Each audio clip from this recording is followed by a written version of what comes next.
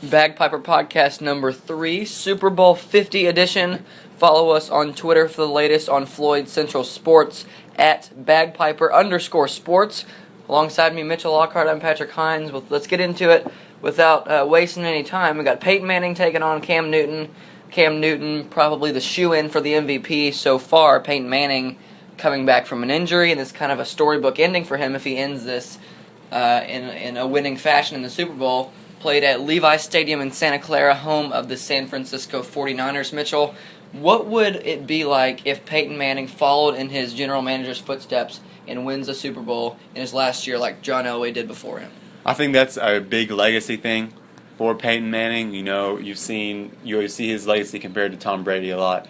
And I don't think that's fair because you look at, the quality of the overall team, and Tom Brady has had the better team throughout the years. But I think this is definitely a big legacy thing to get that second Super Bowl, something that only a handful of quarterbacks have done, win multiple Super Bowls. And be a really big thing for Peyton's legacy to be able to get the second Super Bowl. And I think that definitely solidifies his spot as a top 3 quarterback of all time. And you're even looking at possibly putting him at the number 1 slot too, up there with Tom Brady, Joe Montana, and people like that. So, getting into the actual game and continuing on with Cam Newton, he's just in his 5th year coming out of Auburn in 2011 where he won the Heisman, and it says he'll be the first quarterback ever to have won the national championship in college, the Heisman Trophy, and a Super Bowl if the Panthers do win on Sunday. And Newton also, before he transferred to Auburn, he played at junior college, Blinn College, in 2009 and won a junior college national championship there. So this would be just an incredible finish for him in the early stages of his career if he could win this Super Bowl and kind of overcome all the odds that he had to face because he was one of the guys that was criticized coming out of the draft, and he performed badly in his first couple of seasons, and he was criticized for being really arrogant and really full of himself. But I think that's really come around. His talent has followed his arrogance, and I think it's turned into more of him just having fun on the football field, and that's what's going to give him, an advantage going into the Super Bowl is his confidence in his, he's so confident in himself that it gives gives the teammates around him confidence, and I think that's what's been carrying them throughout the season. 15-1, only lost to Atlanta. And after that loss, I was saying maybe the Panthers aren't what they lived up to be because everyone kind of doubted them just because they haven't been a perennial playoff team. But with Cam Newton at the helm and Ron Rivera coaching this team and having all the weapons around them fit into this masterpiece that Ron Rivera has created, I think that the Panthers are well on their way to a Super Bowl title. I think that I think they're overwhelming. I think their offense is too much for Denver to handle. I don't think Denver's offense can put up the same. They don't have the same gear as Carolina does. Their offense isn't as, built with playmakers. It isn't built with a quarterback who can run and can pass and can do about everything.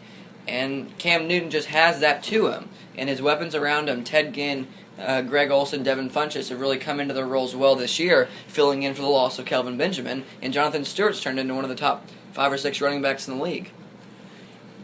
Yeah, I'm going to have to disagree with you, though. I think that the Denver Broncos defense can handle the Carolina Panthers offense because this is one of the best defenses, the Denver Broncos defense, that we've seen ever. They're up there with, the all-time, the Steelers have had some great defenses, and then, of course, just a couple of years ago, the Seahawks, Legion of Boom. I think that they're up there with those, the Iron Curtain and all of them just because you've never seen a defense with, as much dynamic as this one has. They have great pass rushers, they have great corners and great defensive backs, and Chris Harris Jr., although he did have a minor injury coming in, so he could be a little iffy for the Super Bowl, but I'm sure he'll play because it's the Super Bowl, but you just wonder if he's going to be at 100%. But I think that the Panthers have never seen a pass rush like this. Cam Newton is great at moving outside the pocket and avoiding the pass rush, but I think that Von Miller, Dan Trevathan, those guys are just pit bulls, man. They really get after the quarterback, and they make the quarterback make some tough decisions. Either you're going to take the sack or is he going to throw into potential double coverage, and Chris Harris Jr. and those defensive backs really have the ability to pick it off and take it back for 6 or to get some quality deflections. And Carolina's defense isn't too shabby themselves. They have the top scoring offense, but they also have some weapons on the defensive end, and Luke Kuechly and Josh Norman, who's turned into one of the top corners in the league.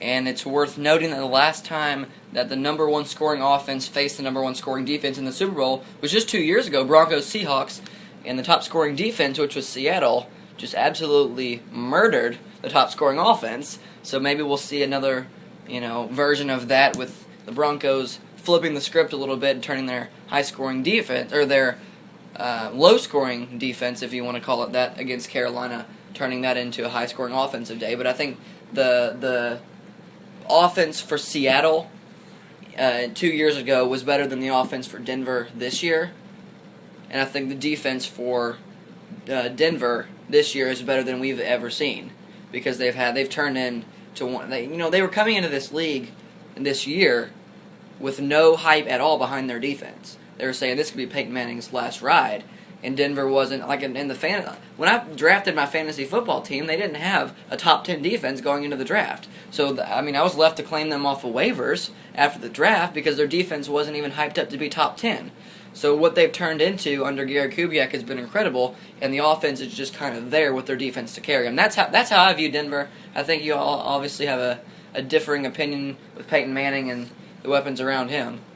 Yeah, I definitely think that there was more hype around Denver's defense than what you're giving it credit for. You saw some big offseason signings by the Broncos. They got Brandon Marshall and DeMarcus Ware, two huge signings that definitely were going to make an impact. You just add that on to Von Miller and Chris Harris Jr., who has been improving. I think that they had a little bit more credibility going into the season. But I think that most people did think that the Seahawks defense was going to be the number one defense, not the Broncos. I don't even know if they thought the Panthers defense would be number two. But, yeah, definitely. I do think that Peyton Manning has more weapons around him. Demaryius Thomas and Emmanuel Sanders and Owen Daniels, three really great receivers, and Owen Daniels a tight end. But I also think that Cam Newton has played as the better quarterback, and I think that could be the difference maker, because they both have great defenses, and then they both have, or Cam Newton is a good quarterback with less wide receivers, and Peyton Manning hasn't played all that well this season. He has been injured, coming off injury, but he has better wide receivers than Carolina. Maybe excluding Greg Olsen, but he's the tight end. But you just see two very, very similar and different teams at the same time going against each other, which it'll be a great matchup. Obviously you'd like to see the Broncos' run game get going a little more, because Carolina has the best run game in the league right now between Cam Newton and Jonathan Stewart. They also like to run the wide receiver sweep occasionally too, which has been very effective. You get Ted Ginn running out of the backfield where he's extremely quick. So it'll be interesting to see how the two defenses match up against the offenses. It'll just be really interesting to see which defense rather can step up and shut down the other team's offense. Denver comes in with Von Miller on the defensive end, picked second in the 2011 draft, following the quarterback for Carolina, Cam Newton, who was picked number one in that draft. That's the first time we'll see the 1-2 going head-to-head in a Super Bowl, and that's kind of interesting to me because Cam Newton, everyone was saying that, coming out of college, he wasn't what everyone was hyping him up to be, because he was just an arrogant, cocky quarterback who, yes, he did win a national title, but that was kind of due to his dual threatness, I guess, if that's what you want to call it, because typically dual threat quarterbacks are way more successful in college than they are in the NFL. We saw that with Tim Tebow, and I read an article the other day which was comparing Tim Tebow to Cam Newton coming out of college, and they were praising Tim Tebow in about every facet and just kind of berating Cam Newton in that same way. Flipping the script 5 years later, you see the complete opposite of what that article claimed, which had Tim Tebow leading the Broncos to a Super Bowl title and Cam Newton sitting on the bench in Carolina, and we're seeing the exact opposite of that. Tim Tebow's not even in the league anymore. He's just an analyst for SEC Network, and Cam Newton's playing for a Super Bowl. Yeah, definitely. I think that one of the big reasons why Cam Newton was so doubted is because he breaks the stereotypical mold of a quarterback. You don't see quarterbacks like him, or you don't see quarterbacks, celebrating, and being arrogant, but you do see running backs and wide receivers and tight ends and defensive backs and corners and pretty much everybody else, they do celebrations, they act arrogant, they act cocky, which a little bit of cockiness isn't a bad thing, but you just haven't seen that from the quarterback position. And I think that Cam Newton brings that to the quarterback position, which is why some of the traditional football analysts doubted him, weren't as high on him, is because he wasn't the stereotypical mold and character. He's not bad. He's a really good guy. He didn't have the demeanor of the typical. You've seen the Peyton Mannings and the Tom Bradys and the Aaron Rodgers. None of them were really. They wouldn't throw a touchdown and then dab or anything like that. They'd celebrate, but it wasn't this really arrogant celebration. But I think that there's nothing wrong with Cam doing that. Like I just said, there have been every other position celebrates when they do something good. When a defensive end gets a sack, or when a cornerback gets an interception, or when a wide receiver catches a touchdown, they celebrate. And I think that you just haven't seen that out of the quarterback position, and that's why some analysts weren't as they didn't really respect Cam Newton as much, and they thought that was maybe reflective of his football IQ, which I don't think makes very much sense. He just has a little bit of a different character than them. But you're starting to see other quarterbacks come into the league too that are a little like the younger ones that sort of have the same attitude as Cam Newton, and it's taking over the league. And I think that this is a positive thing for the league. It makes it more fun and exciting to watch. All around. Obviously you want to see how these mobile quarterbacks hold up as they get older. You saw Michael Vick and other mobile quarterbacks get injured and deal with injury problems later in their career when they don't become as mobile. And suddenly, once they have that first or second big injury, it really affects their game, and they're not the quarterback that they once were. So you just want to see how maybe in 6 or 7 years after Cam Newton takes more of those big hits, how Cam Newton will be, health-wise. You see if his throwing power will have, decreased a little bit, because that's one of his signature things is how he can run, but he can also air the ball out too. So it's going to be interesting to see how the mobile quarterbacks that are coming into the league and that are already in the league, what kind of condition they are in 3 or 4 years. Cam Newton's 26. He's been in the league for 5 years, but he's built like a middle linebacker. He's 6'5", 248, and he's one of the fastest quarterbacks we've seen in a long time, since maybe Michael Vick. And he seems to be as healthy as anyone on their team because he's just taken a bunch of hits, and he's really athletic, so he can kind of maybe avoid some big hits that he would be taking. And I think he's done a good job of avoiding some of the injuries that come to dual threat quarterbacks in his first 5 years. And when he's built like that, I think it's tough to even bring him down, let alone get him injured, because he's bigger than everyone else on the field. So Cam Newton's been one of those atypical guys that we don't ever see. He's thrown 117 touchdowns in his NFL career and rushed for 43 touchdowns. So we almost never see that kind of ratio out of anyone. Closest we've seen, we keep comparing him to Michael Vick, maybe Randall Cunningham about 30 years ago. So if we see this kind of wave of mobile quarterbacks coming into the league in the next few years, could it be filled? Could the majority of the quarterbacks in the league that are successful turn into a Cam Newton type quarterback and not those typical pocket passers as in Tom Brady, Peyton Manning, Carson Palmer? Would Cam Newton set the precedent for the mobile quarterback generation in the next couple of years? Or will it still go back to that pocket passing and Cam Newton's just one of the oddballs? Because coming into this next quarterback class, it's not as talented, I would say, as maybe the Andrew Luck, Robert Griffin the third year. Robert Griffin flamed out, but that was a still talented class of quarterbacks. We have Carson Wentz out of North Dakota State, or South Dakota State, one of the two. We have Jared Goff out of California. And then Cardale Jones is mixed in there, a backup quarterback for Ohio State. He's somehow coming into the league after not even starting this year most of the time. But all three of those guys are typical pocket passers. Maybe Cardale Jones a little more mobile. But Cam Newton, maybe in the next few years, after the success this year, he might influence some of the high school guys to come and maybe mold their game around him, as Steph Curry's doing in the NBA. Everyone wants to shoot a bunch of threes now like Steph. Will Cam Newton be that Steph Curry of the NFL and just influence the next generation to be like him and maybe try to be successful as he was doing? Yeah, I think that, kids are going to look at Cam Newton and they're going to want to be him. But ultimately, that decision of what type of quarterback the kids are going to be lies in the high school coaches. Because how college coaches recruit is based on, what type of system they played in high school and how well they did it. So I think that if high school coaches, switch to more of a spread or an option type of offense, then you're definitely going to see more Cam Newtons coming to the league.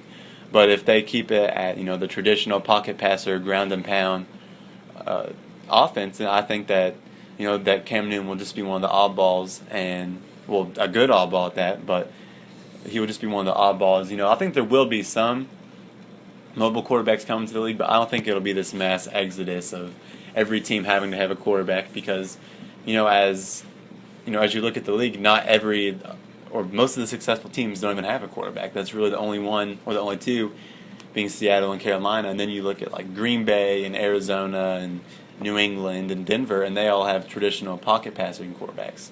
Aaron Rodgers can get out of the pocket sometimes too, but you don't see him certainly not as much as Cam Newton or Russell Wilson.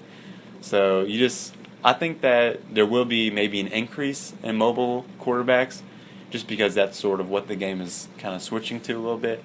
But I don't think that there'll be this mass exodus of, every team having to have a dual threat quarterback, to succeed. I think that there'll be a nice blend. And speaking of a nice blend, the Super Bowl has just that with Peyton Manning, kind of the stereotypical pocket passer with, his career rushing totals are in the negatives, and Cam Newton's already rushed for 4,000 yards in his career.